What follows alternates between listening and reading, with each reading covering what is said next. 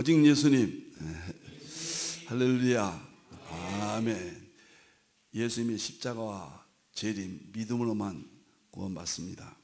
하나님의 말씀 정보 창세기 1장 11절, 예수님의 생명 요한복음 1장 1절에서 4절, 시편 33편 6절. 삼일체 하나님만이 영광 받으시고 우주 만물을 창조하셨고 지금도 인도하시고 영원토록 우리를 지키십니다. 삼일체 하나님께 찬양과 경배와 영광을 세세토록 돌립니다. 아멘. 제가 연구하면서 30여 년 연구하면서 첫째는 삼일체 설교, 두 번째는 계시록, 세 번째는 성경주의 해석학, 그 다음에 성경 과학, 그 다음에 셈적 원역사론, 그 다음에 성경의 기, 그 다음에 일곱 번째 정보 생명 에너지. 이 일곱 가지가 제 심장이고 제 연구의 38년 동안의 연구의 세계입니다. 첫째, 삼일체 설교학은 주일날 그 설교 폼 그대로 원리대로 구속사 설교를 합니다. 상징주의 해석학은 화요일날 다니엘서 강해로 상징주의 해석학을 설교합니다. 수요일날 계시록은 계시록 종말론을 합니다. 성경과학은 목요일날 하고 있습니다. 그 이후에 셈적 역사론이나 성경의 기라든가 그 다음에 설교, 목회 모든 분야는 금요일 엔트로피 세계관 여기서 모두 처리합니다. 그래서 주일부터 금요일까지 일주일 동안 설교는 제 모든 30년 연구의 프레임대로 설교를 하고 있습니다. 여러분들 제가 마지막 선교 사역에 매일 아침 예배를 통해서 선교 예배를 통해서 전하고, 두 번째는 유튜브입니다. 유튜브는 네 가지가 있습니다. 첫째는 성경 종말론, 두 번째는 성경 과학, 세 번째는 엔트로피 세계관, 네 번째는 구속사 설교. 잘 정리되어 있습니다. 외국에서는 연결이 잘 안 되면 대부분 유튜브로 본다고 전해오고 있습니다. 그 다음에 본격적인 제 연구는 힌들 포털에서 합니다. 거기는 엄청난 500여 권의 저서와 3,000개의 동영상을 준비하고 저의 모든 도서관입니다. 이렇게 다시 한번 말씀을 드렸습니다. 성경 종말론 대통일장 75번째입니다. 코로나 이후에 제 모든 설교와 목회와 모든 방향을 획기적으로 비대면 현장과 비대면의 통합 프레임을 가지고 여러분을 만나고 있습니다.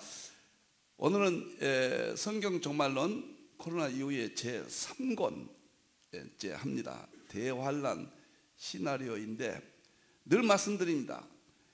계시록은 80~90%가 환란의 내용이죠. 오늘은 7인 대환란, 7인 718 7대접에서 7인으로 구체적으로 들어가서 흰말에 대해서 오늘은 세 번째가 되겠습니다. 자, 6장 1절 2절 보겠습니다. 이것이 7인 718 7대접의 출발점인데 여기서부터 16장까지 7대접까지 지속적으로 연결됩니다. 양자역학의 양자 얽힘이라는 게 있죠. 얽힘, 그 다음에 양자 중첩, 그런 과학적인 현실이 이것을 보는데 결정적인 도움을 준다. 그 시각을 반영하고 있다. 그래서 양자역학 시대가 열리면서 계시록도 열린다. 계시록 시대가 열리면서 양자역학 시대가 열렸다. 특별한증과 일반한증은 같은 프레임으로 진행되고 있다. 그래서 특별한증과 일반한증의 대통합 시대가 되었다. 이것이 제 연구의 핵심 세계입니다. 자, 예수님께서 대환란 시작되면은 인을 떼십니다. 첫째 인을 떼시면은 환란이 시작됩니다. 이것은 예수님께서 대환란을 주도하신다, 진행하신다, 그런 의미를 가지고 있습니다. 인을 떼실 때 떼시니까 천사장을 통해서 진행을 시키도록 하십니다. 천사장이 천국에서 이리로 오라 명령했단 말이에요. 그러니까 흰말이 딸그락딸그락 적그리스도가 나타나서 이 세상을 대환란으로 이끕니다. 7년 동안 환란을 이끌겠다. 다니엘서 9장 27절에 나와 있죠. 한 일에 샤부하의 7년 동안 환란을 진행시키려고 합니다. 흰말이. 그런데 예수님은 3년 반으로 끝내시고 반이 지나서 30일과 45일 마지막 결론적으로 환란이 진행됩니다. 이 적그리스도는 나와서 멸류관을 받았단 말이에요. 이건 세상 통치입니다. 그래서 붉은 말 전쟁을 일으킵니다. 또 이기는 이 세상을 정복합니다. 그래서 검은 말로 경제 정책을 손에 쥐고 인도합니다. 그래서 전쟁과 아주 대표적인 기근과 많은 사람들 죽입니다. 그래서 세상을 통치하고 또 이기려고, 교회까지 이기려고, 예수님까지 이기려고 계시록 17장에서 어린 양과 짐승이 싸우죠. 그래서 어린 양이 이기시죠. 그리고 택함 받고 부르심 받는 우리들도 짐승과 싸워 이긴다. 뭐 이런 출발점을 이해하셔야 됩니다. 계시록 어렵습니다.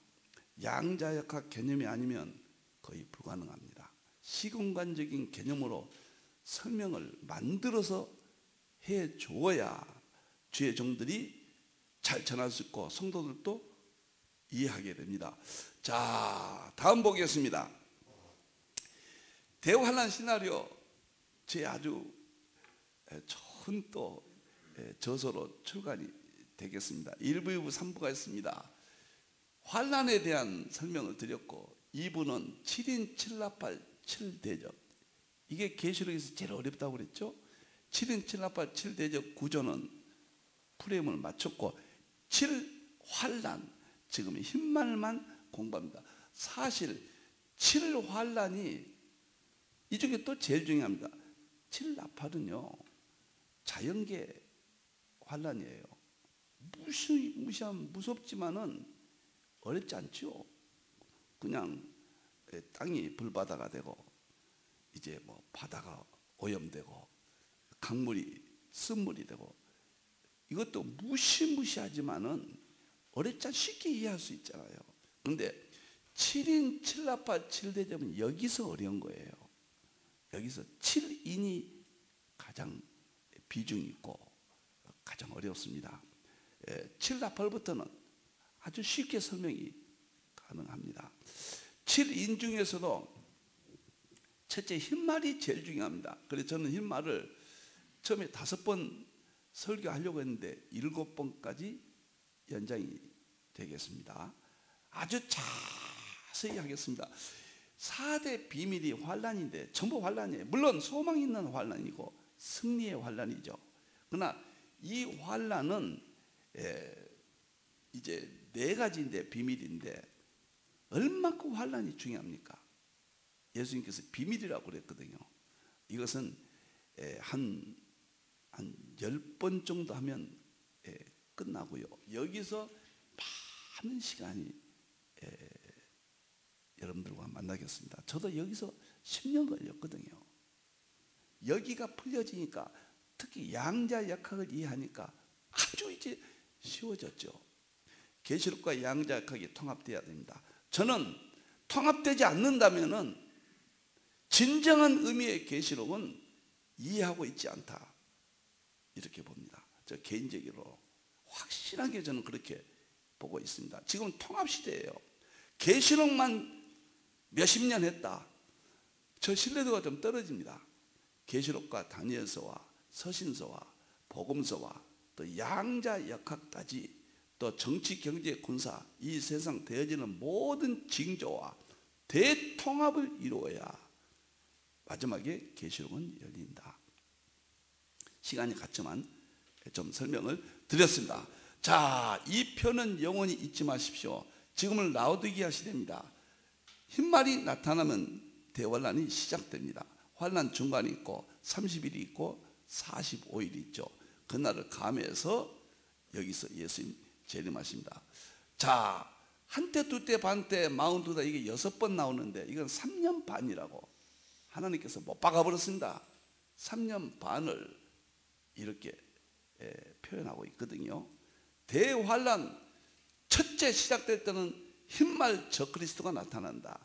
이 부분을 제가 설명을 하고 있고, 먼저 흰말 구체적으로 하기 전에 이 인에 대해서 설명을 전체적으로 하고 있습니다. 오늘은 인에 대해서 마태복음 24장과 6장의 7인과의 어떤 관계가 있는가, 이 통합적으로 보셔야 돼요.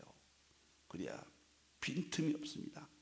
마태복음 24장과 계시록 6장의 서로 상관관계 아주 중요합니다. 자, 보도록 하겠습니다.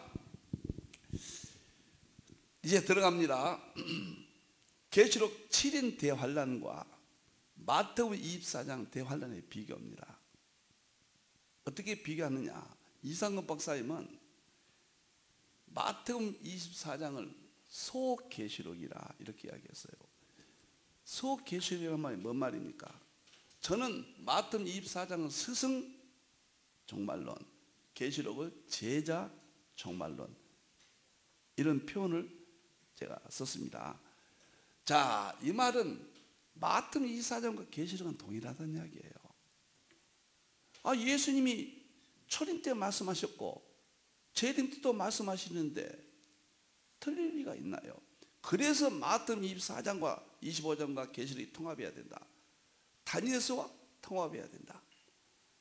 마지막 때 일이니까 이 시대의 정치, 경제, 군사 모든 면과 통합해야 된다. 이렇게 제가 설명을 드리고 있죠. 너무 멋집니다. 자, 그러면은 여기 좀 봅시다. 계시록 6장과 마태복음 24장의 비교는 환란의 순서와 내용이 동일하다는 거예요. 여러분들, 이제 흰말이 적그리스도냐 예수님이냐 그런 문제도 다음 주는 여기에 흰말이 적그리스도냐 예수님이냐 정말 결정적인 근거를 가지고 제가 설명을 할 건데, 오늘은 두 비교라는 측면에서만 말씀을 드리겠습니다. 자, 비교를 함으로써 환란의 순서가 어떻게 진행되는가. 흰말 봐서는 붉은말 이렇게 이게 지금 무슨 말인가 감이 오지 않잖아요. 그러나 마태복음에 봐버리면은 자세히 순서가 정확하게 볼 수가 있죠. 그리고 그 내용이 과연 계시록과 마태복음 24장이 통합해 보면 확실하게 어떤 내용이다. 내용을 결론 지을 수가 있습니다. 한 군데서 말하면 서로 막 나눠지잖아요. 두 군데서 통합적으로 설명이 되면 뭐 누구든지 꼼짝 못하죠. 그래서 순서와 내용이 계시록 6장 인과 마태복음 24장은 동일하다. 입증시키기 위해 절대 필요한 겁니다. 그 다음에 계시록 6장 내 말은 4분의 1이고 계시록 8장 내 나팔은 3분의 1이거든요. 이게 도대체 뭐냐? 이것은 대환란은 이스라엘에서부터 출발합니다. 적그리스도가 이스라엘 정복하고 세계를 정복하기 위해서 이스라엘 중심으로 성전에 자기가 하나님이라고 그러죠. 하나님을 배도하고 신이 되는 거죠. 그 다음에 이스라엘 중심으로 해서 전쟁을 일으킵니다. 중동 전쟁이고 3차 세계대전이죠. 이건 세상을 정복하게 한 붉은 말이죠. 그렇기 때문에 전쟁에 직접적인 관련된 지역, 대상 그런 의미에서 4분의 1이 되는 거예요. 3분의 1. 이 4분의 1을 잘 이해하셔야 됩니다. 그리고 나팔은 3분의 1이거든요. 조금 더 범위가 넓어요. 나팔은 3분의 1이니까 전 세계 전체가 대환란 시작되면은 환란은 환란입니다. 아주 직접적인 태풍의 중심권, 이런 측면은 4분의 1이다. 이렇게 정말 너무 자세히 기록되어 있어요. 하나도 소홀히 넘어가면 안 됩니다. 완벽한 답변을 가져야 됩니다. 그러면 이와 같은 환란이 지금은 어떤 관계냐? 제가 말씀드렸죠. 예수님의 재림과 대환란을 빼놓고 계시록은 오늘 이 시대에 다 나타났다. 지금은 라오디게아 시대다. 이걸 저는 이렇게 설명하고 싶어요. 태풍이 일어나면요, 태풍의 중심권이 있죠. 이걸 전 대환란으로 설명합니다. 태풍의 중심권 가면 뭐 난리가 나죠. 그런데 가시권이라는 게 있어요. 가시권, 넓게 영향을 받는 지역. 그걸 저는 라오디게아 시대로 봅니다. 이스라엘이 1948년 5월 14일 독립 이후에 계시록이 열리면서 대환란의 징조들이 다 드러났습니다.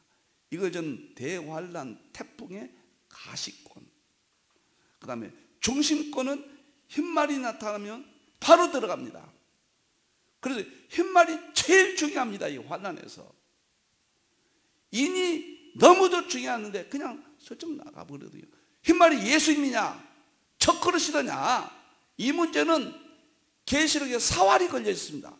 그래서 다음 주일에 제가 정말 자료를 드리면서 그 문제를 해결할 것입니다. 오늘은 마태복음 24장과 비교를 하고, 또 한 가지, 그러면은 6장에 보면 여섯째 인은 4분의 1이란 말이 없어요.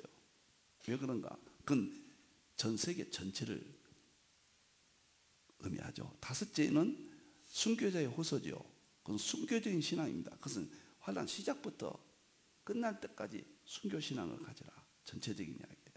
전 세계적인 거예요. 4분의 1이 아니에요.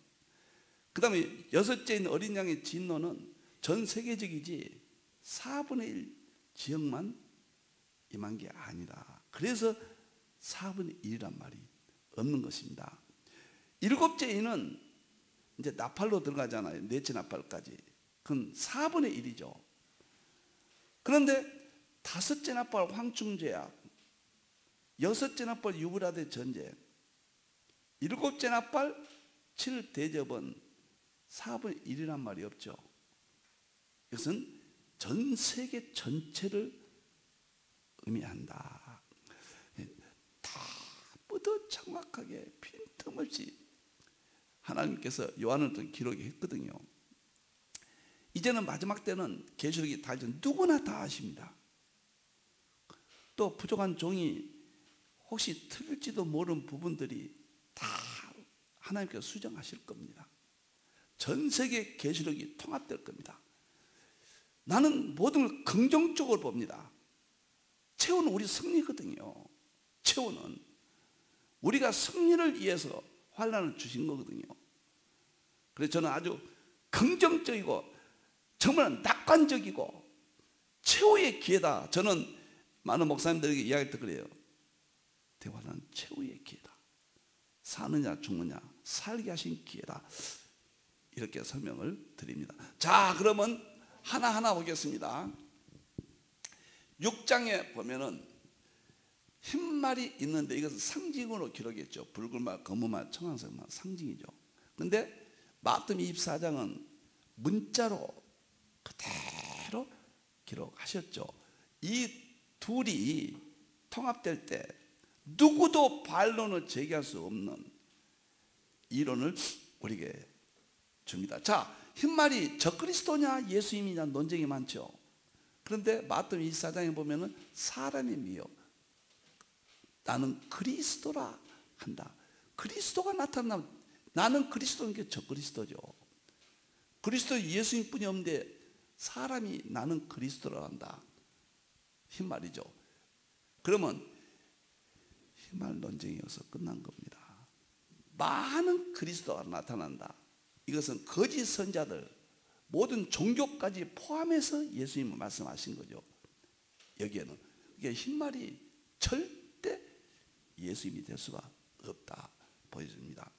근데 흰말, 붉은말, 검은말, 청황색말은 맡은 순서와 100% 일치합니다. 그래서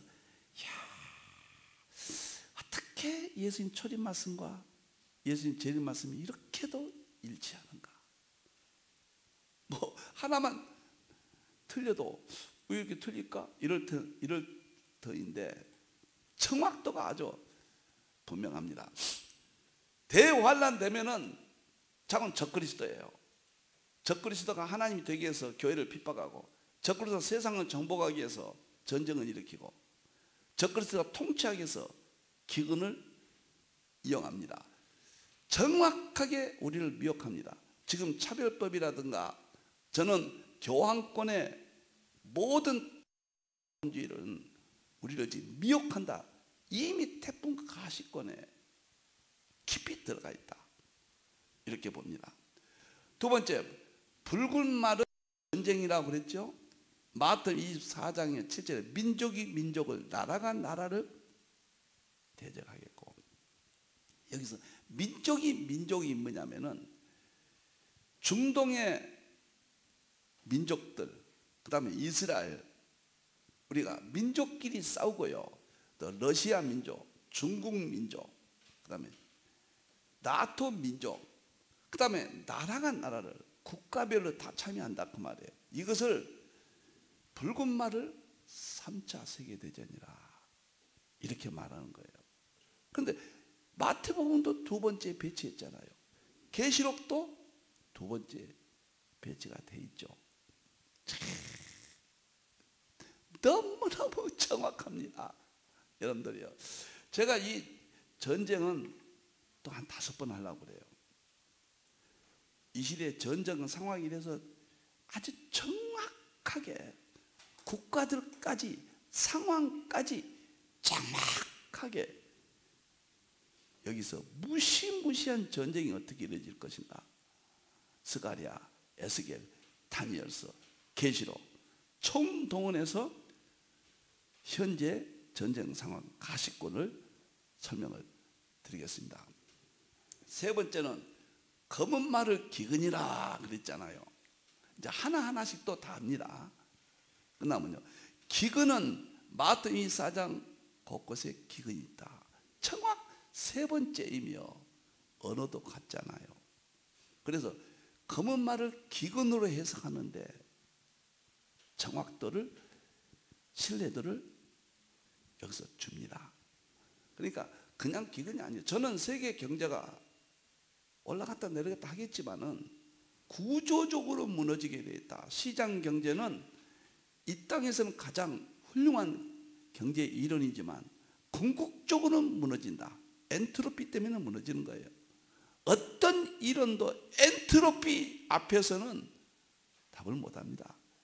엔트로피는 세상의 모든 것들이 파멸로 진행되고 있다.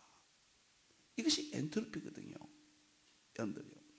그래서 세 번째 청황색 말이, 검은 말이 마태 24장 기근으로 설명이 됩니다.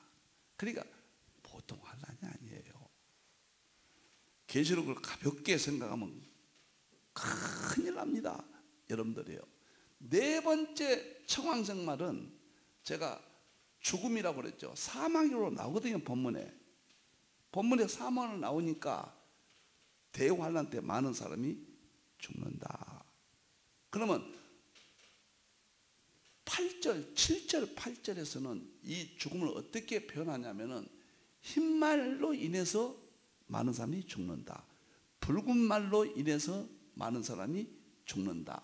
검은 말 기근으로 인해서 많은 사람이 죽는다. 이렇게 딱 못 박아버려요. 우리가 대환란 시작되면 적그리스도에 의해서 우리는 죽습니다. 순교당하고 많은 사람들이 적그리스도 미혹과 적그리스도 만행에 의해서 세계가 전쟁이 일어나고 전쟁으로 인해서 죽습니다. 전쟁의 결과 기근이 오죠.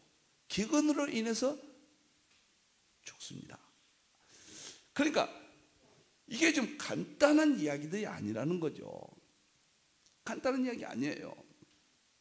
그런데 계시록에서는 큰 줄기만 기록했는데 마태복음에서는 지진이 들어있어요. 지진이. 그러니까 이 지진은 마태복음 24장인데 사람이 가장 많이 죽죠. 우리가 지금 몇십만 명도 죽고 역사적으로요. 몇만 명도 죽고 몇천 명 죽는 것은 너무 다반사잖아요. 그러니까 대화는 딱 시작되면은 세계 곳곳에서 지진이 일어난다. 참상은 이루 말할 수가 없어요. 이 참상은 예수님께서 창세 이르로 이런 환란이 없다. 정말 우리가 정신 차려야 됩니다. 역사의 마지막입니다. 지금은 계시록과 마태복음이 오늘 이 시대를 분명히 보여주는 거예요. 누가복음에 보면은 전염병이 있다. 지진도 말했고 무서운 일이 있다. 그래서 이 청황생 말은 적그리스도 때문에 사망이 오고 전쟁 때문에 사망이 오고 기근 때문에 사망이 오지만 마태복음 통합해 보니까 지진 때문에도 온다. 그다음 누가복음에 보면 전염병, 지금 코로나19 세계적인 사망이 일어나잖아요. 여러분들이요. 이 전염병이 지금 가시적으로 나타난 거예요. 코로나19로. 그러면 대환란 시작되면 코로나19는 아무것도 아닙니다. 아무것도 아니에요. 어마어마한 무시무시한 전염병이 올 겁니다. 유럽의 인구가 반이 3분의 1인가요? 그 흑사병이 와가지고 한때 정말 쓸어버렸잖아요. 전염병이 오는 거예요. 그 다음에 무서운 일은 기타 여러 가지로 인해서 무서운 일들, 그래서 사망이 온다. 대환란이 온다. 맨 밑에 대환란 성구 좀 보여주세요. 참 제가 이걸 보세요. 창세 이를 없는 대환란, 이것을 잃어버리면 안 됩니다. 준비해야죠. 지금부터. 그는 그때 큰 환란이 있겠습니다. 창세로부터 지금까지 이런 환란이 없었고 후에도 없으리라. 그 날들을 감하지 아니하면 모든 육체가, 왜 육체라고 그랬냐 말이에요. 육적이에요. 영적이 아니란 이야기죠. 이것은 육체가 구원을 얻지 못해요. 그러나 택하신 자들을 위하여 그 날들을 감하시리라.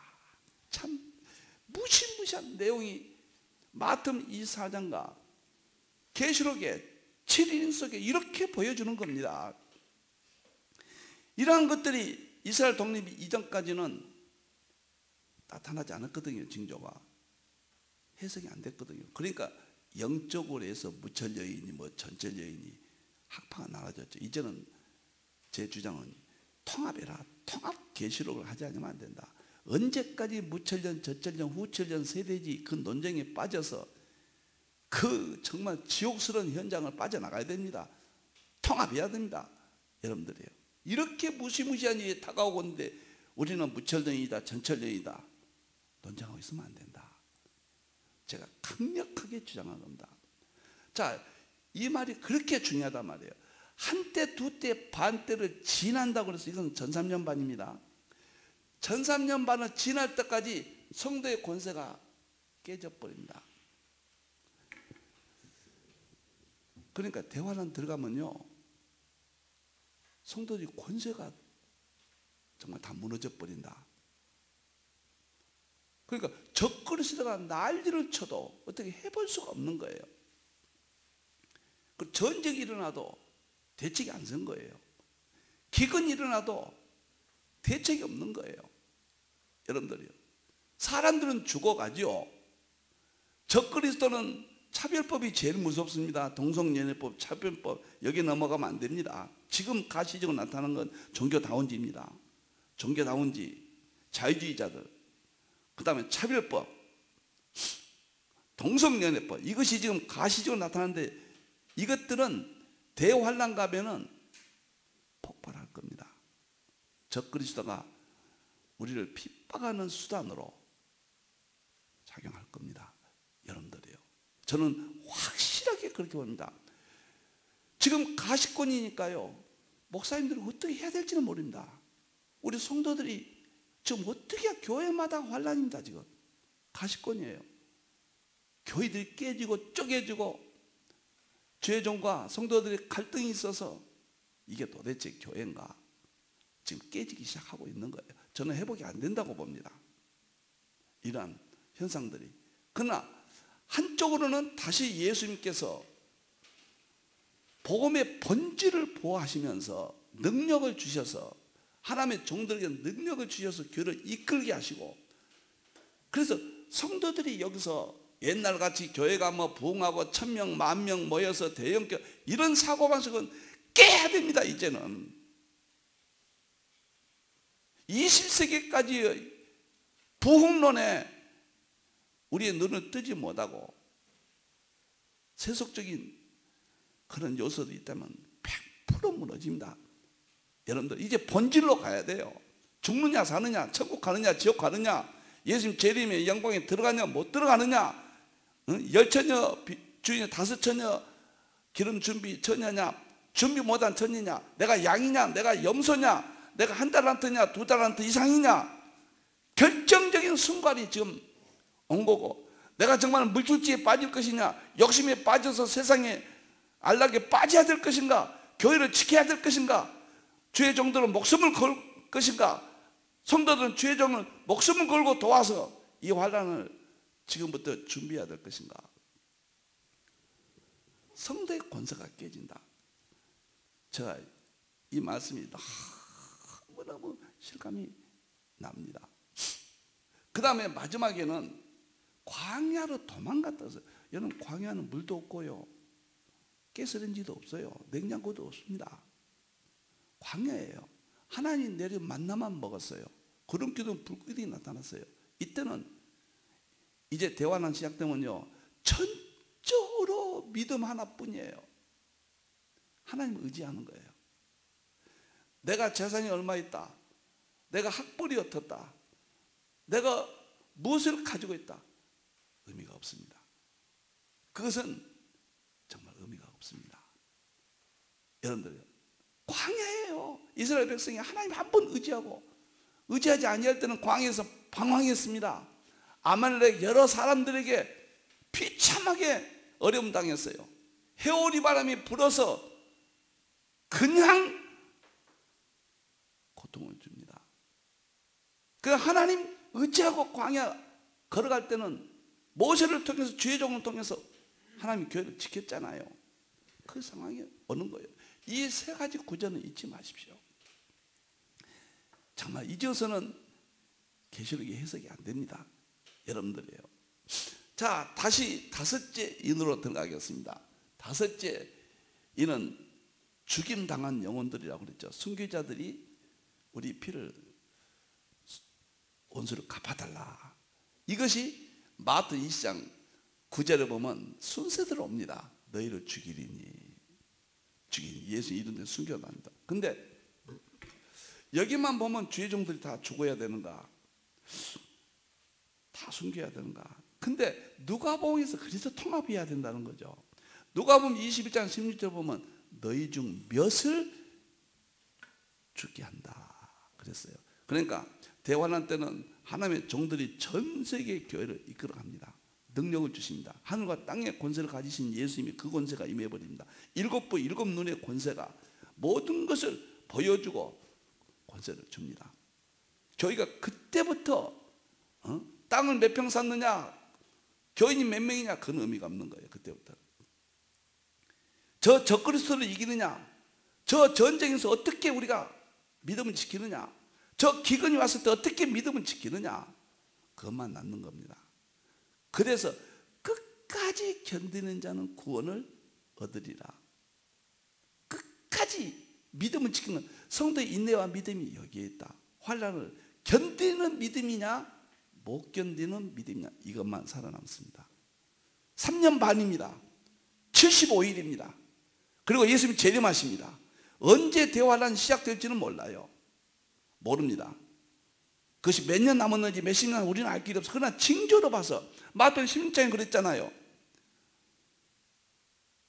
응? 너희가 청기는 분별할 줄 알면서 시대의 표적을 분별할 수 없느냐. 우리는 분별해야 된다 그 말이에요.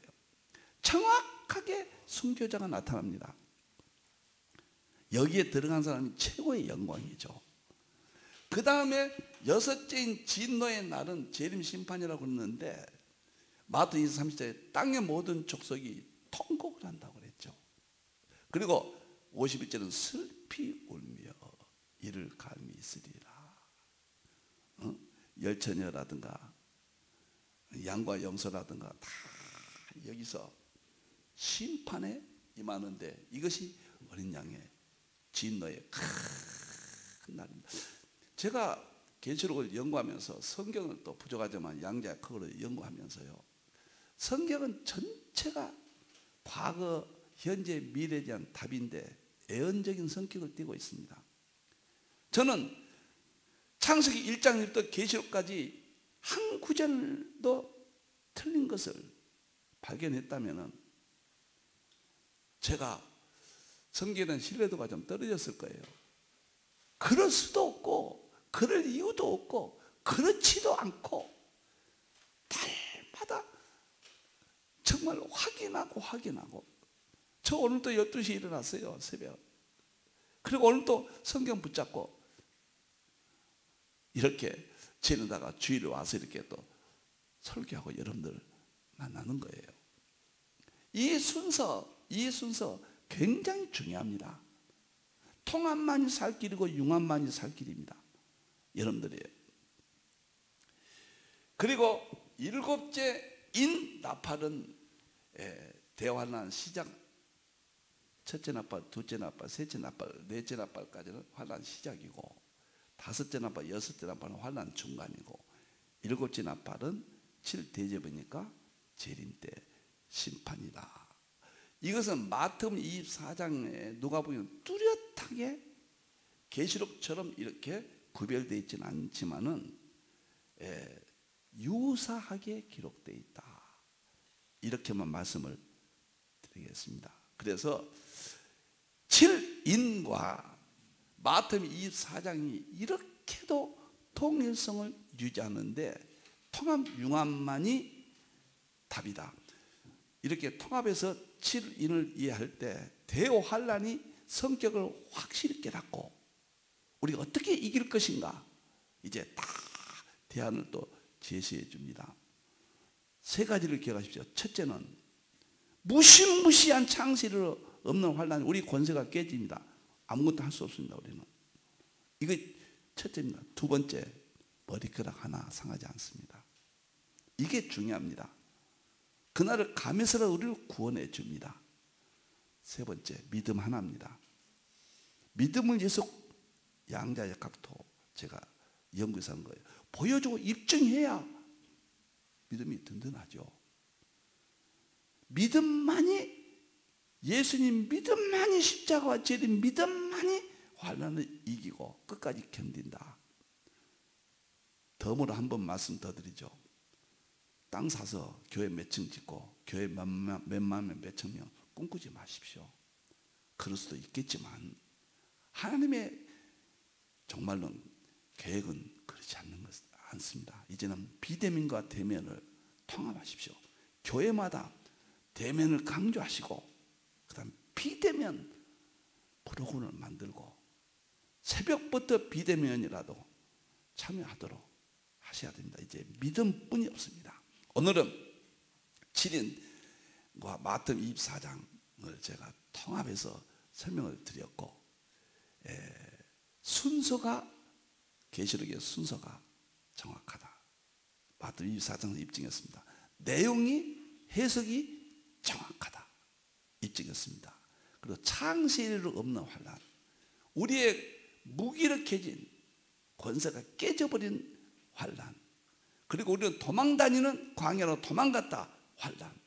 목적은 우리의 양육입니다. 우리를 훈련시켜서 다 믿음으로 구원받고 대환란의 천년왕국에 들어와서 하나님의 백성이 되고 그리스도의 아내가 되고 그 영광스러운 죽음이 없고 눈물이 없는 그 나라를 상속주기 위해서 대환란이 진행되는 겁니다. 이제는 희망의 시대예요. 절망과 희망이 교차합니다. 절망으로 떨어지느냐, 여러분들 이 희망의 계시록을 붙잡느냐 결정됩니다. 오늘도 감사하고 하나님 영광 드리고 행복했습니다. 다음 주날에는 흰말이 과연 저 그리스도냐 예수님이냐 정말 이거 연구 많이 했습니다. 여기서 결판이 나야 됩니다. 다음 주날 뵙도록 하겠습니다.